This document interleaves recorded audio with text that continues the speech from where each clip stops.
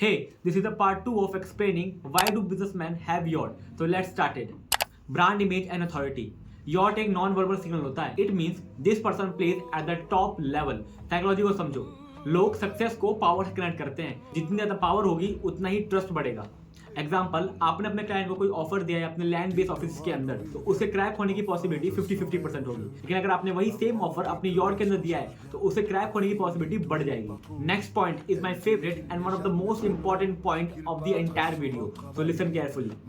Tax and cost optimisation, जिसे legal planning भी बोलते हैं. और ये वही पॉइंट है जिसके अंदर मैं बताऊंगा आपको कैसे एक बिजनेसमैन अपने यॉर्ड की हेल्प से अपने टैक्स को लीगली रिड्यूस करता है. यॉर्ड एक बिजनेस एसेट होता है. बड़े बड़े बिजनेसमैन अपने यॉर्ड को पर्सनल लग्जरी नहीं, कंपनी के एसेट के रूप में दिखाते हैं.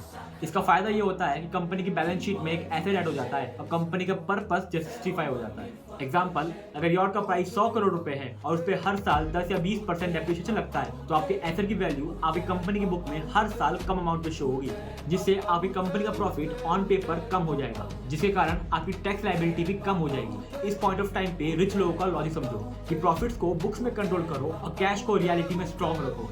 And next point is charter model, और ये बहुत सिंपल है. बिजनेसमैन यॉर्ड को रेंट पे भी देते हैं कॉर्पोरेट इवेंट, टूरिज्म और प्राइवेट पार्टीज के लिए, जिससे उन्हें बहुत अच्छी इनकम जनरेट हो जाती है और उनका एसेट ऑफिशियली कमर्शियल बन जाता है. And next point is country wise tax advantage. Rich businessman अक्सर यॉर्ड को रजिस्टर करवाते हैं माल्टा से, केमन आइलैंड से, क्योंकि वहां पर वैट और जीएसटी कम से कम लगता है. और आप अगर सारे रूल्स एंड रेगुलेशन फॉलो करो तो ये प्रोसेस लीगली भी बन जाता है.